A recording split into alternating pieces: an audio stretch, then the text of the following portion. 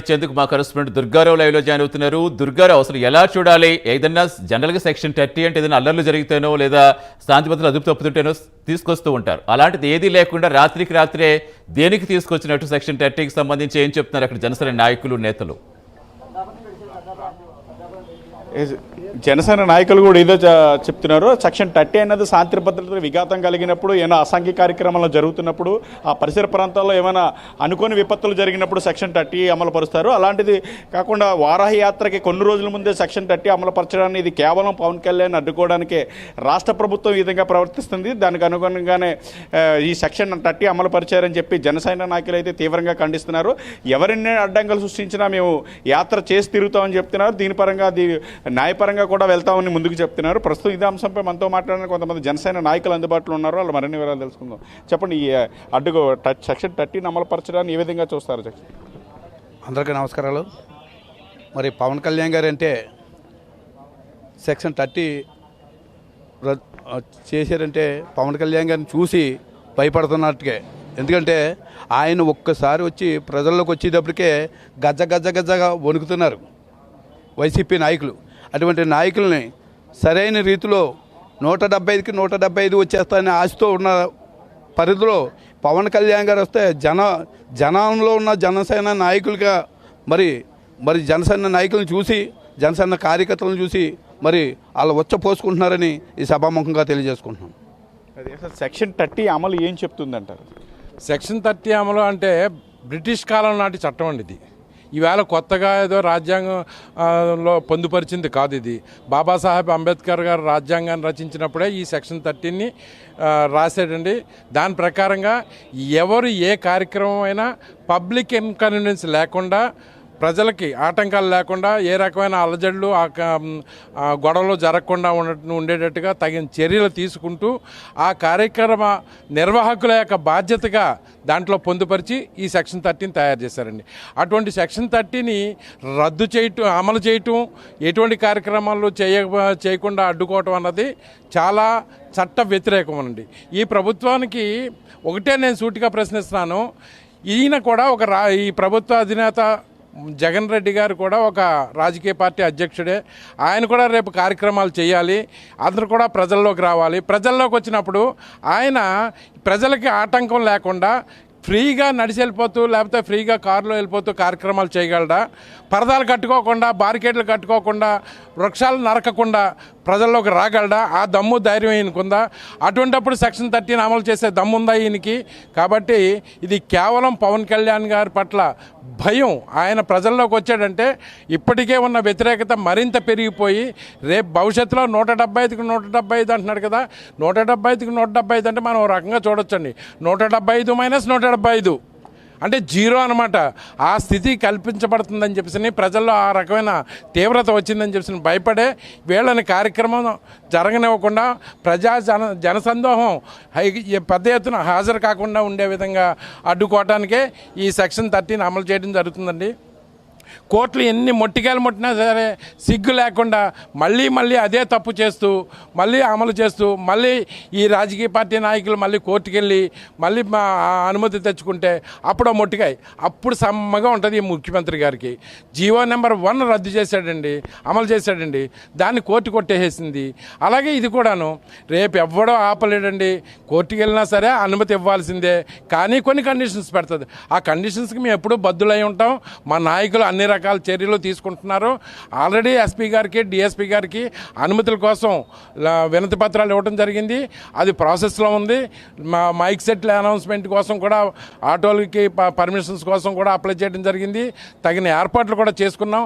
ఇటువంటి పరిస్థితుల్లో all of A sudden ఈ చట్టాన్ని అమలు చేయడానికి ప్రయత్నం చేస్తున్నాడంటే కేవలం భయమే. రాజకీయంగా అతను అడుగంటిపోతున్నాడు, మరుగున పడిపోతున్నాడు అనే భయంతో ఈ సెక్షన్ 30ని అమలు చేయడానికి ప్రయత్నం చేస్తున్నాడండి. ఇందులో అంతకు మించి వేరే ఏమీ లేదు. మీరు పోలీసుకి అధికారులకి సబ్మిట్ చేయడానికి వెళ్ళినప్పుడు వాళ్ళ వైపు నుంచి ఏం మాట్లాడారు? సెక్షన్ 30 అనే ప్రసక్తే రాలేదు వాళ్ళ దగ్గర నుంచి. అన్ని రకాల అనుమతులు ఇవ్వడానికి వాళ్ళు సానుకూలంగా స్పందించారు, ఎస్పీ గారు, డిఎస్పీ గారు. కాకపోతే వాళ్ళు ఒకటే చెప్పారు, ఎటువంటి ఇబ్బందులు లేకుండా ప్రజలకి ఆటంకాలు కలగకుండా మీరు అన్ని కార్యక్రమాలు చేసుకోవచ్చు. మళ్ళీ నిన్న మా నానాజీ గారు చెప్పినట్టుగా ఏవో కొన్ని ఇవి చెప్పి వాటికి సంబంధించిన పత్రాలు ఇవ్వమనంటే అవి కూడా సబ్మిట్ చేశారండి. సో మేము వాళ్ళు చెప్పిన కండిషన్స్ని ఒబే చేస్తూ కంపల్సరీ వాటిని అమలు చేస్తూ పబ్లిక్ ఇన్కన్వీనియన్స్ లేకుండా మేము ఈ కార్యక్రమాన్ని నిర్వర్తించుకోవాలనుకుంటున్నాం. సహజంగా ప్రతి ఇంటి నుంచి పబ్లిక్గా వాలంటీర్గా ఈ కార్యక్రమానికి హాజరవటానికి మేము ఎవరిని మొబిలైజ్ చేయాల్సిన అవసరం లేదండి. పబ్లికే తామంతట తాము ఈ పవన్ కళ్యాణ్ గారి కార్యక్రమాన్ని చూడటానికి తరలి వస్తున్నారు. ఎవరి ఇంట్లోంచి వచ్చిన వాడిని ఎలా అడ్డుకుంటాడో చెప్పమనండి. ఎలా అడ్డుకుంటాడు, ఏ మూల నుంచి వస్తాడో తెలియదు ఎవరికి. ప్రజలే స్వచ్ఛందంగా వస్తున్నారు. అటువంటిప్పుడు సెక్షన్ 30 అంటే మొత్తం అసలు రోడ్డు మీద ఎవరిని నడవకుండా చేసేస్తాడు ఈ మహానుభావుడు. సో ఆయన తిరిగేటప్పుడు పరదాలు బారికేడ్లు లేకుండా కేవలం రోడ్డు మీద క్యాన్వా వెళ్తున్నప్పుడు మాత్రమే పబ్లిక్ని ఆఫ్ చేసి క్యాన్వా వెళ్ళిపోయిన తర్వాత వదిలేసే పరిస్థితిని కొనసాగిస్తాడా, లేదంటే కిలోమీటర్ల మేర పరదాలు బార్కెట్లు పెట్టుకుని వెళ్తాడా? ఎందుకు మహావృక్షాలను నరికించేస్తున్నాడండి. దశాబ్దాల కాలం నుంచి నీడనిస్తున్న వృక్షాలను నరికేసి పర్యావరణాన్ని నాశనం చేస్తున్న ఈ వ్యక్తి ఈవేళ పబ్లిక్ ఇన్కన్వీనియన్స్ పేరుతోటి ఈ సెక్షన్ 30 అమలు చేయడానికి కుయుక్తులు పంతుందండి. ఇది తీవ్రంగా ఖండిస్తున్నాం మేము. ఎవడ్రా ఆపేది మనల్ని అని పవన్ కళ్యాణ్ గారు ఏదైతే స్లోగన్ చెప్పారో దాన్ని మేము తూచా తప్పకుండా అమలు చేస్తాము. మమ్మల్ని ఎవడో అడ్డుకోవడానికి సరిపడు, ప్రాణాలు తెగించడానికైనా మేము సిద్ధం. అది రాష్ట్ర ప్రభుత్వం జగన్మోహన్ రెడ్డి పర్యటిస్తే ఆయనకు రూలు మరియు ప్రతిపక్ష నాయకులకు ఒక రూల్ అన్నట్టు ప్రవర్తిస్తుందని చెప్తున్నారు. దానికి అనుగుణంగానే ఎవరెన్ని ఆంక్షలు చేసినా కూడా సరే ఈ జనసేన యాత్ర వారయాత్ర చేసి తీరుతామని చెప్తున్నారు. అసలు సెక్షన్ 30 అన్నప్పుడు ఏమైనా అసంఖ్య కార్యక్రమాలు జరగడం జరిగినప్పుడు అమలు పరుస్తారు, కానీ ఇలా ప్రతిపక్ష నాయకుల యాత్రలు అడ్డుకోవడానికి కుయుక్తులు పన్నే విధంగా రాష్ట్ర ప్రభుత్వం వ్యవహరిస్తుందని చెప్తున్నారు. మేము కలిసినప్పుడు పోలీసులు ఎటువంటి ఆంక్షలు చెప్పలేదని చెప్పి కేవలం రాష్ట్ర ప్రభుత్వం ఒత్తిడి మేరకే పోలీసులు కూడా సెక్షన్ 30 అమలు పరుస్తున్నారంటూ జనసేన నాయకులు ఆరోపిస్తున్నారు. Over to studio Satish. Right, thank you Durgarao.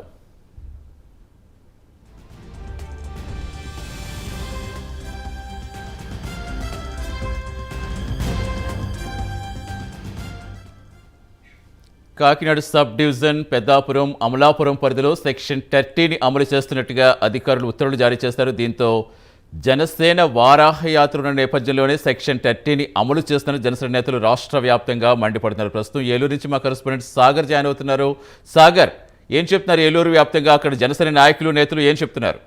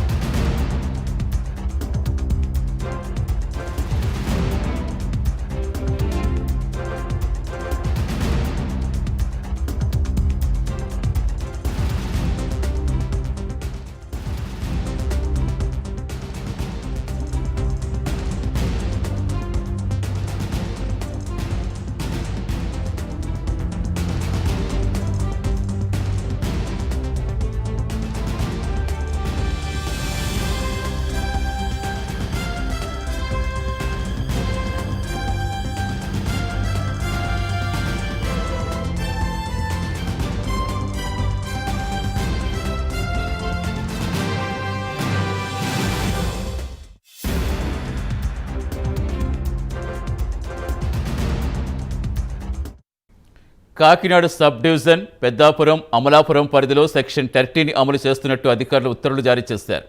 Janasena Varaha యాత్రల నేపథ్యంలో సెక్షన్ 30 అమలు చేస్తున్నారని జనసేన నేతలు మండిపడుతున్నారు. ఉత్తర్వుల ప్రకారం జిల్లాలో సభలు ర్యాలీలు చేయవద్దని జనసేన నేతలకు అధికారులు ఉత్తర్వులు ఇచ్చారు. జనసేన యాత్ర సమయంలో జగన్ ప్రభుత్వానికి శాంతి భద్రతలు గుర్తుకొస్తున్నాయని ప్రజలు మండిపడుతున్నారు.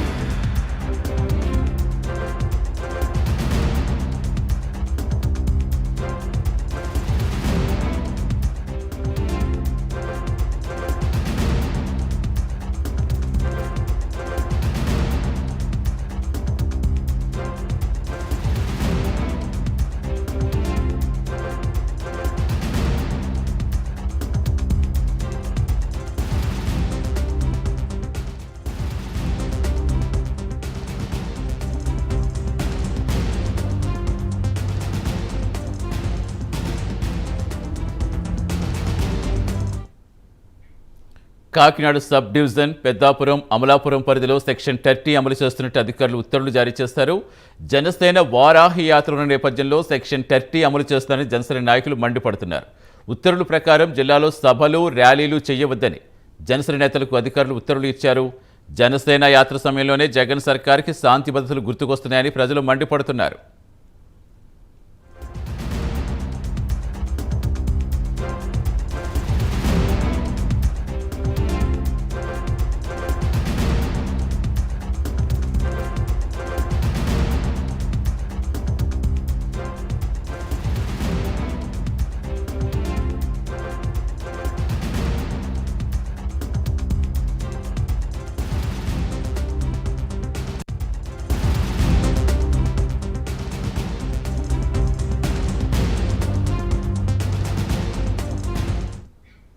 ప్రస్తుతం ఏలూరు నుంచి మా కరెస్పాండెంట్ సాగర్ జాయిన్ అవుతున్నారు. అక్కడ జనసేన నాయకులతో. Sagar, thank you Satish. జనసేనాని పవన్ కళ్యాణ్ వారాహయాత్రను అడ్డుకునే ప్రయత్నం చేస్తున్నారంటూ రాష్ట్ర వ్యాప్తంగా జన సైనికులు ఆగ్రహం వ్యక్తం చేస్తున్నారు. ఎన్నడూ లేని విధంగా పవన్ కళ్యాణ్ బయటకు వస్తున్నాడు, ప్రజల్లోకి వస్తున్నాడు అన్న విషయం తెలియగానే ప్రభుత్వం సెక్షన్ 30 అంటూ సెక్షన్ 144 అంటూ కూడా ఎప్పుడు గతంలో ఏ ప్రభుత్వంలో లేని విధంగా ఆపే ప్రయత్నాలు, అడ్డుకునే ప్రయత్నాలు చేస్తున్నారంటూ కూడా జన సైనికులు ఆగ్రహం వ్యక్తం చేస్తున్నారు. మనతో ఇదే విషయం మీద మాట్లాడడానికి ఉమ్మడి జిల్లా అధికార ప్రతినిధి ఏలూరు నియోజకవర్గ ఇన్ఛార్జ్ రెడ్డి అప్పలనాయుడు ఉన్నారు. సరే, ఏ విధంగా చూస్తారు ఈ పవన్ కళ్యాణ్ యాత్రను అడ్డుకునే ప్రయత్నాన్ని? ఏ విధంగా చూస్తారు మీరు? ఈరోజు రాష్ట్రంలో ఒక దుర్మార్గ పాలన కొనసాగుతోంది.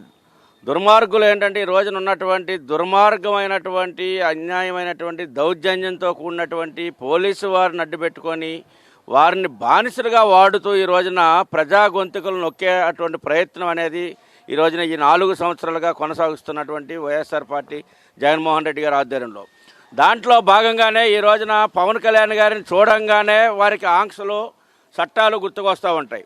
మనం లాస్ట్ ఇయర్ చూసినట్లయితే పవన్ కళ్యాణ్ గారి పుట్టినరోజు సెప్టెంబర్ 2వ తారీఖు వస్తుంది అనేటప్పటికీ ఫ్లెక్సీలు నిషేధం అని చెప్పేసి ఫ్లెక్సీలు నిషేధం పెట్టారు. మరి ఈ రోజున ప్రజా సమస్యలపైన వారాహి యాత్రని స్టార్ట్ చేస్తున్నాము 14వ తారీఖున అని చెప్పేసి అని చెప్పగానే ఈ రోజున సెక్షన్ 30, 144 ఈ రోజున ఈ యొక్క పరిపాలకులకు గుర్తొస్తూ ఉంది. ఎందుకంటే ఒక వారాహి యాత్రని నియంత్రించినట్లయితే ఇక్కడ ప్రజలను కూడా భయభ్రాంతులు చేయొచ్చు, ప్రజా గొంతుకలను నొక్కొచ్చు, ప్రజల పక్షాన్ని మాట్లాడేటువంటి ప్రజా సంఘాలను నొక్కొచ్చు. మరి జీవో 1 ఏదైతే ఉందో జీవో నెంబర్ 1ని తీసుకొచ్చి మీటింగుల్ని, బహిరంగ సభల్ని నియంత్రించేటువంటి ఒక ప్రక్రియను తీసుకొచ్చినప్పుడు అందరూ దాని మీద తిరుగుబాటు చేశారు, కోర్టులకు వెళ్ళారు. న్యాయస్థానం కూడా దాన్ని జీవో నెంబర్ 1ని రద్దు చేసింది.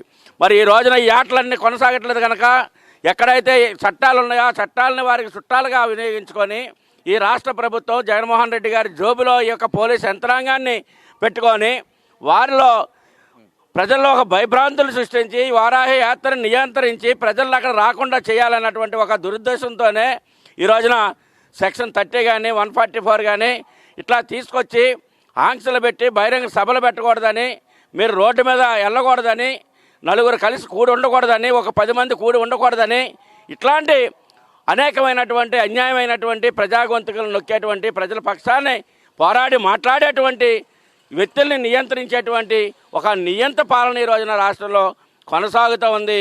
క్రిమినల్స్ ఈ రోజున ఈ రాష్ట్రాన్ని పరిపాలిస్తూ ఉన్నారు.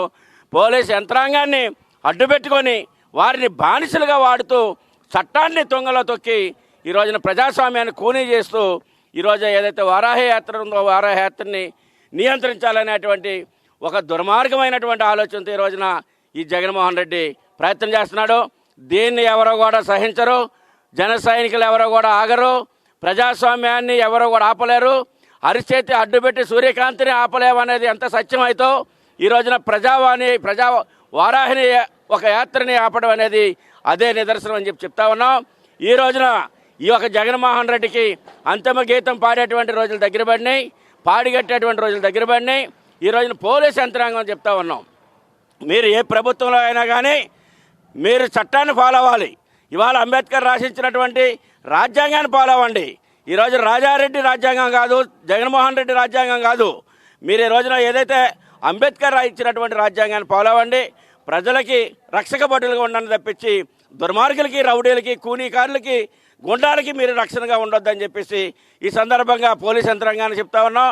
ఎక్కడా కూడా జన సైనికుల్ని, ఈర మహిళల్ని, జనసేన పార్టీ నాయకుల్ని పవన్ కళ్యాణ్ గారు బయట అడుగుగట్టంగానే ఆంధ్ర రాష్ట్రంలో ఉన్నటువంటి 5.5 కోట్ల మందిలో ఒక చలనం ఉంది, ఒక చైతన్యం వచ్చింది. ఈ రోజున రాష్ట్రాన్ని కాపాడుకోవాలన్నటువంటి ఒక లక్ష్యంతో ఇవాళ పవన్ కళ్యాణ్ గారు వారాహి యాత్ర ఎప్పుడు వస్తారని ఎదురు చూస్తున్నటువంటి తరుణంలో ఈ రోజున మీరు సెక్షన్ 30 తీసుకొచ్చారు. అదేవిధంగా 144 పెడతా ఉంటారు. ఇంకా మీ పోలీసును అడ్డుపెట్టుకుని గూండాలుగా ఈ రోజున అనేక ప్రాంతాల్లో జనసేన పార్టీలని నాయకులను అరెస్టులు చేస్తూ ఉన్నారు, లేదా హౌస్ అరెస్టులు చేస్తూ ఉన్నారు, లేదా బలవంతంగా తీసుకెళ్లి ఇతర ప్రాంతాల్లో పోలీస్ స్టేషన్లో పెడతా ఉన్నారు. ఈ రోజున మీరు ప్రతిపక్షంలో ఉన్నప్పుడు ఏ రకమైనటువంటి కూతలు కూశారు, ఏ రకమైనటువంటి ఆందోళన చేశారు, మా పైన హౌస్ అరెస్టులు చేస్తూ ఉన్నారు, ఈ ప్రభుత్వం మమ్మల్ని నియంత్రిస్తూ ఉంది, అణిచివేస్తూ ఉంది అని అన్నావు. ఈరోజు నీకు సిగ్గు లేదా? ఈరోజు పరిపాలనలో ఉన్నటువంటి మీకు, మీ నాయకులకి, మీ ప్రభుత్వానికి సిగ్గు లేదా? మీరు సిగ్గాని అనిపించట్లేదా? ఈ రోజున ఏదైతే జనసేన పార్టీ ఎక్కడ అధికారం కోసం తాపత్రయపడుతున్నా, ప్రజా సమస్యల మీద పనిచేయడం కోసం తాపత్రయపడుతుంది, ప్రజలకు రక్షణగా ఉండటం కోసం పనిచేస్తూ ఉంది. ప్రజా వాణిని, ప్రజా గొంతుకిని ఈ ప్రభుత్వానికి, దుర్మార్గులైనటువంటి మీ పాలకులకి వినిపించడం కోసం ప్రయత్నం చేస్తూ ఉంది. ఓకే, మొత్తం మీద చూసుకుంటే ప్రతిపక్ష నేతగా ఉన్నప్పుడు జగన్ ఒకలా మాట్లాడారు, ఇప్పుడు అధికార పార్టీలోకి వచ్చిన తర్వాత ప్రతిపక్షాల గొంతు నొక్కే ప్రయత్నం చేస్తున్నారు. వారాహి యాత్రను ఎవరు అడ్డుకోలేరంటూ కూడా రెడ్డి అప్పలనాయుడు ఇక్కడ జనసేన నేతలు చెప్పే పరిస్థితులు అయితే ఉన్నాయి. సతీష్. రైట్ సాగర్, మొత్తానికి